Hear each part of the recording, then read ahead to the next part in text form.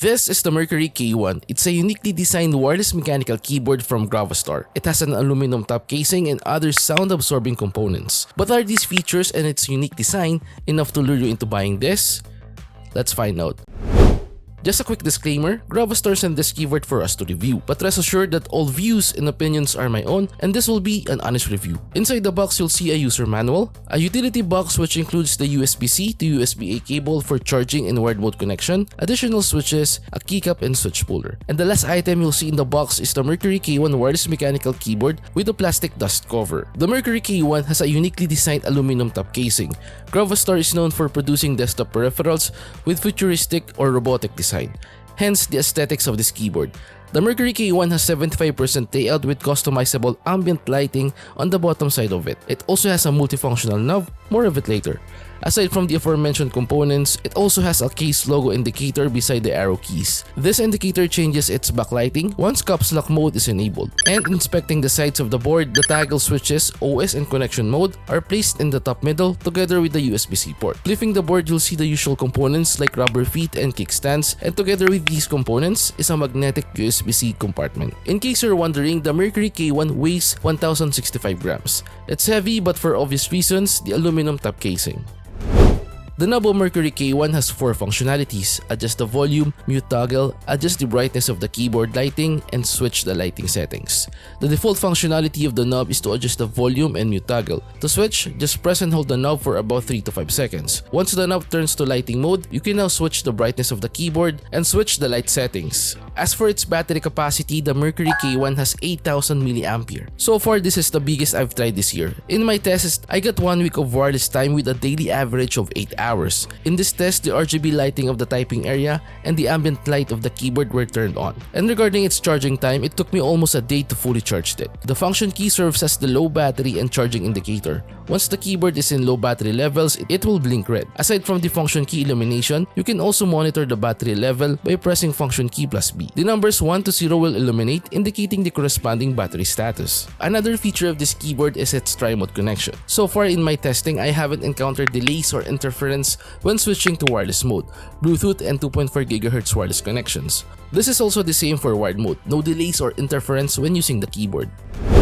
The Mercury K1 also has downloadable software. If I'm not mistaken, the software of this keyboard will be posted on Gravastar's official website. The user interface of Mercury K1 software is straightforward and easy to understand. You can perform the usual customizations like adjusting the RGB lighting, mapping keys, adjusting the keyboard sleep time, and resetting the keyboard to factory settings. And upon checking, the Mercury K1 is not VIA supported. Furthermore, this keyboard has cherry profile keycaps. Upon checking, the keycaps measure 1.4mm. Also, these are double-shot PBT keycaps. It's side printed too with a gradient accent. Unfortunately, I cannot open the keyboard as I have no proper tools to open it. It seems like it needs an Allen wrench or something to open. But Gravastar sent me an infographic showcasing the components found inside the keyboard. In addition, the Mercury K1 has a south-facing PCB that can support 5-pin switches, hence the cherry profile keycaps. And upon checking the stabilizers, it seems like they're plate mounted. Also, they're lube and they don't wobble. Moreover, the Mercury K1 is a gasket mounted keyboard.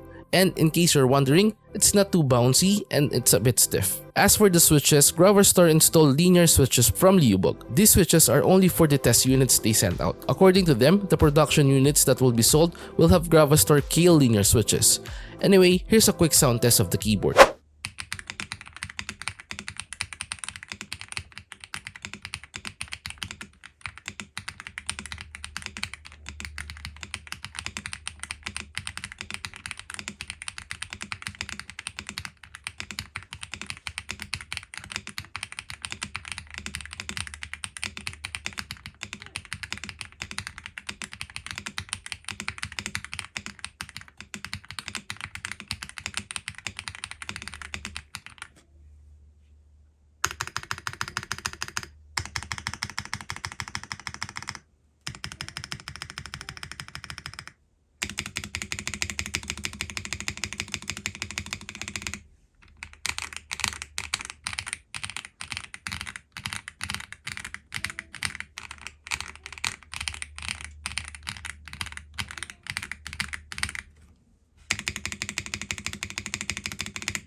The price of Mercury K1 is around $130 or around 7,300 pesos as of the making of this video. But as per Gravastar, they will issue some discounts.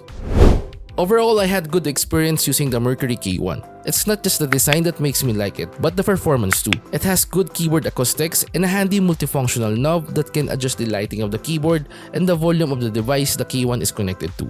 I also did not encounter any connection issues regardless of the connection mode I'm using. Although I wasn't able to see the components inside the board, for me the overall acoustics is good like I said earlier. The selected switches are good too, even though they're for test units only. Hopefully I could try the Gravastar kill switches they mentioned. Another pro for me is the keyboard profile and the PCB.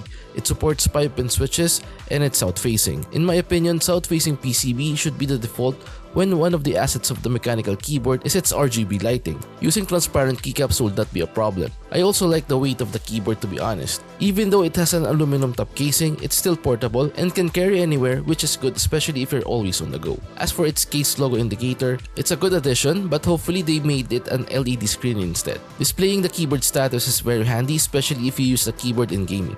The case logo indicator is not really a pro in my opinion, but it's nice they added it. But for me, the best feature of this keyboard is its battery. The 8000 mAh is so big that it can last up to 600 hours without RGB. That's about 25 days of continuous wireless usage. In relation to its battery, I really like the implementation of the battery monitoring feature, especially in the case of this keyboard because it doesn't have an LED screen to display the keyboard status. Good thing Gravastar added it. Like I said before in my previous wireless mechanical keyboard videos, having a battery monitoring feature should be mandatory for a wireless mechanical keyboard and should not be treated as a nice to have. However, it's still not a perfect keyboard in my opinion. Frankly, I prefer the toggle switches to be on the left side. Also, the bottom casing is not aluminum, which makes it not a full aluminum keyboard. Another concern for me is the base price. It's quite expensive. I've tried wireless mechanical keyboards before with aluminum top and bottom casing, but those keyboards were cheaper. Like I mentioned earlier, they will give discounts. Hopefully it's sufficient enough to make the price affordable and reasonable. Let's just wait once it's posted. Another con that I need to mention is the printing of the keycaps. Yes, its profile is good, but the printing is not on par with its price. Although it's very minor, we're paying 7,300 pesos and premium looking keycaps are required in my opinion. And for our final verdict, for me, most of the features of this keyboard and its performance are enough to convince us to buy it. Long battery life, aluminum top casing, south-facing PCB, etc. This keyboard has more pros than its cons. But I'm still hoping that Gravastar can lower the base price a bit more. And that's it guys, we have reached the end part now. Hopefully this video helped you learn more about the Mercury K1. Till our next, goodbye.